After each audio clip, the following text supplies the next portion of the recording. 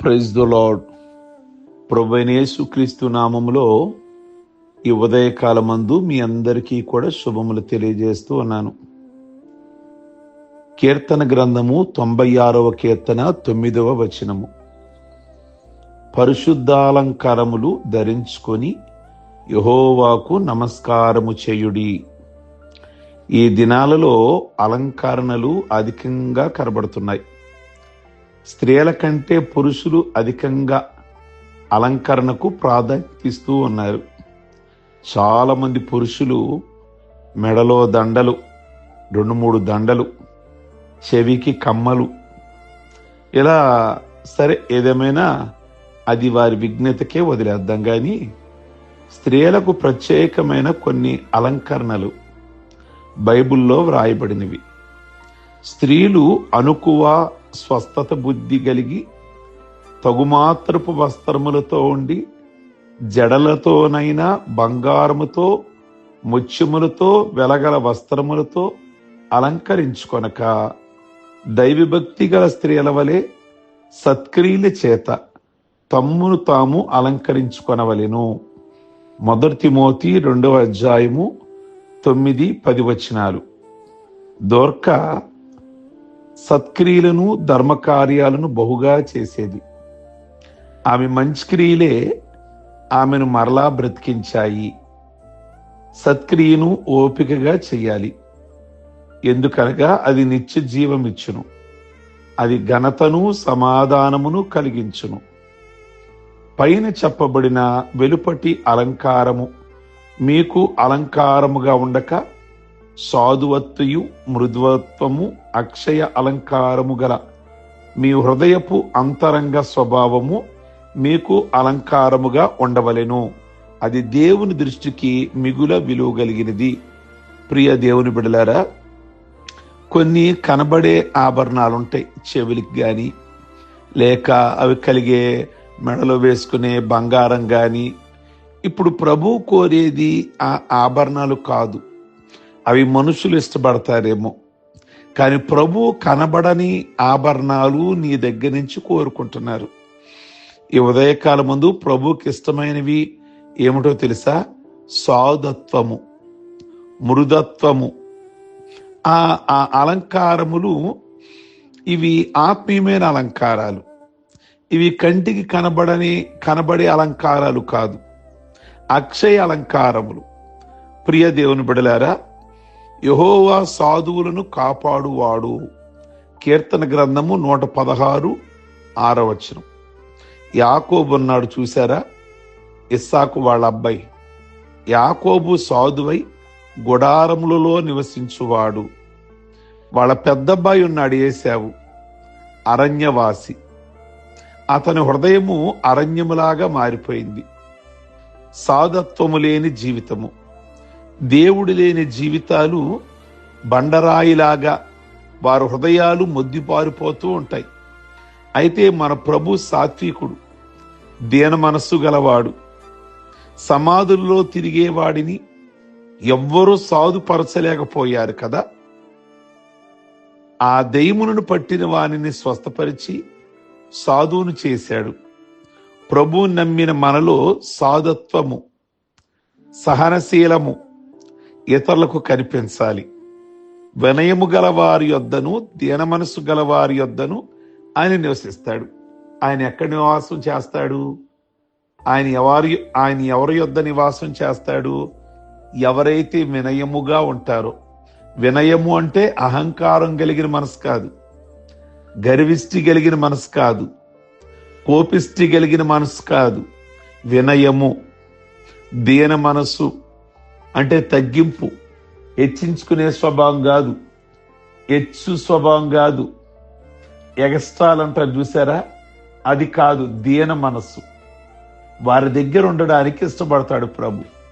ఈ ఉదయకాలం మందు ఏ గృహములోనైతే, ఏ వ్యక్తుల దగ్గర అయితే వినయంగా గౌరవంగా ఉంటారో, దీన మనస్సు కలిగిన వారుగా, దీనత్వం కలిగిన వారుగా. దీనత్వం కలిగిన వారుగా అని అంటే పేదవారని కాదు, లేక మరొకరు కాదు. దీనత్వము అంటే అన్నీ కలిగిన వారయుండి దేవుడిలో చాలా దీనంగా ఉండేవాళ్ళు. స్త్రీలు సాత్వికతను పెంపొందించుకోవాలి. జగడాల అత్తల్లాగా, జగడాల కోడల్లాగా కాకుండా సాధుశీలమును అలవరుచుకోవాలి. హెబ్రీ స్త్రీలు ఐగుప్తు స్త్రీల వంటి వారు కారు. హెబ్రీ స్త్రీలు అంటే ఇశ్రాయేలీలు, ఐగుప్తు స్త్రీలు అంటే ఆనాడు ప్రభువుని ఎరగలవారు. దేవుణ్ణి ఎరిగిన బిడ్డలు ఇజ్రాయేలీలు. ఇశ్రాయేలీలకు మరో పేరు హెబ్రీలు లేదా యూదులు అని కూడా అంటారు. వారు చాలా చురుకైన వారట. ఆనాటి ఆ దేవుని బిడ్డలు, దేవుణ్ణి ఆరాధించే స్త్రీలు చాలా చురుకు, చాలా షార్ప్గా ఉండేవాళ్ళు. కనుక మందమతిగా అసలు ఉండేవాళ్ళు కాదు వాళ్ళు. అన్యులు నిన్ను గూర్చి సాక్ష్యం ఇవ్వాలి. నీ చుట్టుప్రక్కల వారు నీ గురించి, నీ మాటల గురించి సాక్ష్యం ఇవ్వాలి. మన మాటల్లో సాధత్వము, మన జీవిత శైలిలో దీనత్వము కనబడాలి. దీనత్వం అంటే పేదరకంగా ఉండాలనో లేదా కాదు. నువ్వు ఎంత హోదాగా ఉన్నా నీ మాటలు, నీ నడవడిక చాలా దీనంగా ఉండాలి. అంటే నీ మాటలో ప్రభువు కనబడాలి వాళ్ళకి. నువ్వు కోటీశ్వరుడు కావచ్చు, నువ్వు మంచి ఎడ్యుకేషన్ కలిగిన వ్యక్తివి కావచ్చు, కానీ సాధుత్వము, దీనత్వము కనబడాలి. స్తన్యమిచ్చు తల్లి తన సొంత బిడలను పోషించినట్లుగా మేము మీ మధ్యను సాధువులయ్యుంటిమి అంటాడు పౌలు గారు. 1 దెస్సలోనిక పత్రిక 2:7. ప్రపంచానికి సువార్త అందించాడు పండితుడు, భక్తుడైన పౌలు. కానీ ఆయన దీనత్వము, సాధత్వమును గమనించారా? నిజంగా ఆయన బాగా డబ్బున్న ఆయన, బాగా చదువుకున్నాడు, మంచి మేధావి, మంచి జ్ఞానం కలిగిన వాడు, ఎదటి వాడిని నోరు మూపించగలిగిన వాడు. అలాంటి వాడు ప్రభువుని నమ్ముకున్నాక ఎంత దీనత్వము, ఎంత సాధుత్వము గమనించాలని మనవి చేస్తున్నాను. సంఘాలలో ఆయన ఎంత దీనుడిగా మసులుకున్నాడో మీరు గ్రహించాలని కోరుతున్నాను. పెద్దల దగ్గర ముఖ్యంగా పేతురు, యోహాను, యాకోబు, ఈయనకంటే వాళ్ళు ఎక్కువేం కాదు అసలు. వాస్తవానికి గమనించాలి, వీళ్ళు పౌలు గారి కంటే ఎక్కువేం కాదు ఆస్తిలో గాని, తెలివిలో గాని, చదువులో గాని. కానీ వాళ్ళని మంచిగా గౌరవించాడు. వాళ్ళు సంఘానికి పెద్దలు అన్నట్లుగా వారిని గౌరవించాడు. ఎస్తేరును చూచిన వారందరికీ ఆమె యందు దయ పుట్టెను. కారణం ఆమెలోని దీనత్వం, ఆమెలోని దీనత్వం. మీరందరూ ఎదుటి వాని ఎడల దీన మనసు అను వస్త్రాన్ని ధరించుకోవాలి, మిమ్మును అలంకరించుకునుడి అంటాడు 1 పేతురు 5:5. కనుక ఈ ఉదయకాలం ముందు మొదటిగా మీరు సాధుత్వము, సాధువైన మనస్సును కలిగి ఉండాలి. ఆయన సాధువులను కాపాడువాడు అని అర్థం. రెండోది మృదుత్వము. మృదువైన మాట క్రోధమును చల్లార్చును, నొప్పించు మాట కోపమును రేపును. స్త్రీలలో ఉండవలసిన రెండో లక్షణం ఏంటో తెలుసా? మృదుత్వం. మృదుత్వమునకు వ్యతిరేక పదం కఠినత్వం. హృదయమును కఠినపరుచుకున్నవాడు కీడులో పడును. తాము వినకుండానట్లు హృదయములను కురువుంది వలె కఠినపరుచుకొనిది అని ఉంది ఒక మాట, జకర్యా 7:12. హృదయమును కఠినపరుచుకున్న ఫరోకు హృదయాలను కఠినపరుచుకున్న ఇశ్రాయేలు జాతికి చరిత్రలో ఏమి సంభవించిందో మనకు తెలుసు. కఠినపరుచుకున్నాడు ఫరో. ఏమైంది? చివరికి ఎర్ర సముద్రంలో మునిగి శవమై తేలాడు. కొన్ని టయాలలో ఇశ్రాయేలీలు కఠినపరుచుకున్నారు. ఏమైంది? దేవుని చేత మొత్తబడ్డారు. కనుక మీ హృదయాలను కఠినం చేసుకోమాకండి, మృదువుగా ఉండడానికి ప్రయత్నించండి. ముఖ్యంగా దేవుని బిడలారా, స్త్రీలలో ఉండవలసింది ఈ రెండో లక్షణం. సాధత్వం ఉండాలి, మృదత్వం ఉండాలి. కనుక నీ భర్త ఏదో ఆవేశంగా మాట్లాడాడని, ఆయన ఏదో జాబ్ నుంచి వచ్చాడో, వర్క్ నుంచి వచ్చాడో, లేదా బిజినెస్కి వెళ్ళి వచ్చాడో, బయట ఎన్నో టెన్షన్లు ఉంటాయి, ఎన్నో ఒత్తిళ్లు ఉంటాయి. ఇంటి యజమానికి కుటుంబాన్ని ఎలా లాక్కు రావాలనో, కుటుంబాన్ని ఎలా పోషించాలనో రకరకాలైన టెన్షన్లు ఉంటాయి. ఆ చికాకు కాస్త అది ఇంట్లో చూపించడానికి చూపించాలని వాళ్ళు అనుకోరు. కానీ కొంతమంది తప్పని పరిస్థితిలో రాగానే చికాకైన మాటలు రావచ్చు. వాళ్ళు అన్నారని వీళ్ళు కూడా గనక అలాగే మాట్లాడితే కుటుంబాలు బ్రద్దలైపోతాయి. అది స్త్రీలు ముఖ్యంగా గమనించాలి.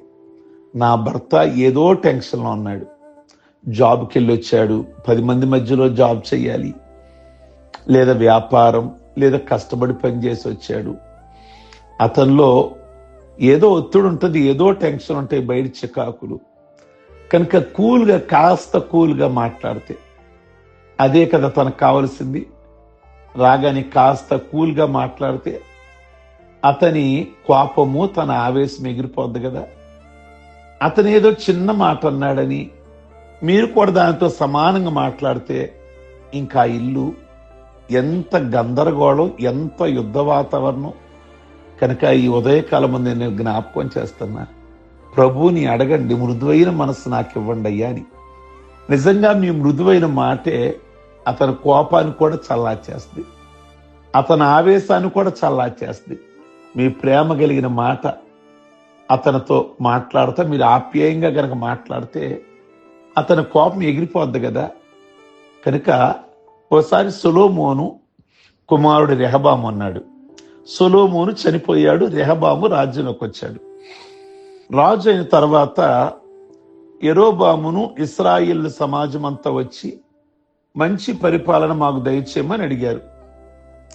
అయితే సొలొమోను చనిపోయాక రెహబాము రాజు అయ్యాడు, యెరోబాము మరో ప్రక్క రాజు అయ్యాడు వేరే గోత్రాలకి. ఈ అయిన టైంలో రెహబాముని వాళ్ళు వచ్చి అడిగారు కదా, మీ నాన్నగారి పరిపాలన ఇలా ఉంది, కాస్త మీరు కూడా చూసి చూడనట్లుగా ట్యాక్స్ అవి తగ్గించి పరిపాలిస్తే బాగుంటుంది కదా అని అడిగారు. రెహబాము రేపు చెప్తాను ఆ విషయం అని వాళ్ళ నాన్నతో పరిపాలన చేసిన పెద్దలను, వృద్ధులను అడిగితే వాళ్ళు చక్కటి ఆలోచన ఇచ్చారు. ఏమన్నారు అంటే, మృదువైన మాటలతో వారికి ప్రత్యుత్తరం ఇస్తే సదాకాలము నీకు దాసులు అవుతారు అన్నారు. రెహబాము వృద్ధుల మాట ప్రక్కన పెట్టి తనతో పెరిగిన యవనస్తుల సలహాను పాటించి వచ్చిన వారితో కఠినంగా మాట్లాడాడు. అతని మాటల వల్ల రాజ్యము 2 ముక్కలుగా చీలిపోయింది. రాజ్యము 2 ముక్కలుగా చీలిపోయింది. ప్రియమైన దేవుని బిడ్డలారా, ఒక్కసారి గమనించమని మనం చేస్తున్నాను. యెరోబాముకి వెళ్ళిపోయింది రాజ్యం. రెహబాము 12 గోత్రాలు పరిపాలించవలసిన వాడు. కేవలం మాట్లాడడం చేతగాక, వచ్చిన వారితో మాట్లాడడం చేతగాక, వాళ్ళ నాన్న 12 గోత్రాలు, సొలొమోను 12 గోత్రాలు, వాళ్ళ తాతగారు దావీదు 12 గోత్రాలు, చివరికి మనవడు వచ్చేసరికి 12 గోత్రాల్లో 2 గోత్రాలే మిగిలాయి. 10 గోత్రాలు గుర్తింపు లేని యెరోబాముకి వెళ్ళిపోయాయి. కారణం ఏంటో తెలుసా? వేరే కారణం లేదు. బైబిల్ గనక మీరు తీర్చవుతే మాట్లాడటం చేతగాక ఆ వచ్చిన వాళ్ళతో బుజ్జగించి కాస్త మృదువుగా చూద్దాంలేండి, భలేవాళ్ళు అని పంపించుంటే నిజంగా ఆ 12 గోత్రాలు నీకే ఉండే కదా. ఈ ఉదయకాలం ముందు జ్ఞాపకం చేస్తున్నా, మృదువుగా మాట్లాడి క్రోధాలు చల్లార్చండి. కుటుంబాలలో గొడవలు అవ్వకుండా చల్లార్చండి, మృదువుగా మాట్లాడండి. కొంతమంది ఉద్యోగాలు చేసి ఊళ్ళని ఏలినా, వ్యాపారాలు చేసి లోకమంతా తిరిగినా ఎదుటి వారితో ఎలా మాట్లాడాలో తెలియదు. ఎదుటి వ్యక్తికి లొంగి లోబరుచుకోవాలి అన్నది పెద్దల నానుడి. ఒక వ్యక్తి నిన్ను గౌరవించాడు అంటే అది అతనిలో ఉన్న మంచితనమే తప్ప నీలో ఉన్న గొప్పతనం కాదని గుర్తెరగాలి. నీ ఎదుటి వ్యక్తి నీకంటే జ్ఞానిని గుర్తించాలి. ఆ వ్యక్తిని తక్కువ అంచనా వేశావు అంటే నీకంటే అజ్ఞాని లోకంలో ఎవ్వరు ఉండరని తెలుసుకోవాలి. నేను జ్ఞానిని కదా అని నీవు అనుకోవద్దు అంటున్నాడు మహాజ్ఞాని. సామెతలు 3:7. ప్రియ దేవుని బిడలారా, నీ మాటలకే ఎదటి వాళ్ళు లోబడతారు, నీకు దాసులైన అయిపోతారు. నువ్వు ప్రేమించే మాటతో గనక మాట్లాడితే. మూడోది అంతరంగ స్వభావము. సాధుత్వము, మృదత్వము అని అన్నాడు. మూడోది అంతరంగ స్వభావము. వారి అంతరంగము నాశనకరమైన గుంట అన్నాడు కీర్తన 5:9. మనుషులు పైకి బాగానే మాట్లాడతారు, వారి హృదయం ఎంత మోసకరమో. మాట తేనె లాగా కనిపించవచ్చు, కానీ మాట తేనె తేట మనసు విషము. వారి మాటలు వరదీసిన కత్తులతో సమానం. దేవా, నన్ను పరిశోధించి నా హృదయం తెలుసుకొనుము. మనిషి పైరూపం మాత్రమే చూడగలడు, దేవుడు నీ హృదయాన్ని చూస్తూ అన్నాడు. నీవు అంతరంగములో సత్యమును కోరుచున్నావు అంటున్నాడు దావీదు. నువ్వు మనుషులకు మరుగుగా ఉండవచ్చు గాని దేవునికి మరుగుగా ఉండలేవు. నీవే భాషలతో మనుషులు మెప్పించవచ్చు గాని దేవునిని మెప్పించలేవని గమనించాలి. సాధత్వమును, మృదత్వమును, అంతరంగ స్వభావము అనే సద్గుణ లక్షణాలు కలిగి ఉండాలని పేతురు భక్తుడి ద్వారా హెచ్చరిక చేస్తున్నాడు. ఈ 3 లక్షణాలు మంచిగా కలిగి ఉందా, ప్రభు మన దగ్గరే నివాసం చేస్తారు, మనకు సమీపంలో మనకు దగ్గరగా ఉంటారు, మీ కుటుంబంలో ఉంటారు. ప్రభు మిమ్మల్ని దీవించునుగాక. సర్వశక్తి కలిగిన తండ్రి, మీ వందనాలు. సాధత్వము, మృదత్వము, అంతరంగ స్వభావము గురించి ఈ మార్నింగ్ మీరు మాతో మాట్లాడారు. ఈ మాటలు మాకు దీవెనకరముగా, ఆశీర్వాదకరముగా ఉంచమని ప్రార్థిస్తూ, ఈ వర్తమానము మా కుటుంబానికి ప్రతి వ్యక్తి నేనేమైనా మార్చుకోవాలేమో, ఈ మాటలు మాట్లాడినాలో ఏమైనా మార్పు రావలిస్తే మార్పు ఇవ్వండి. ఈ మాటలు వింటున్న వారిలో కూడా మార్పు దయచేయండి.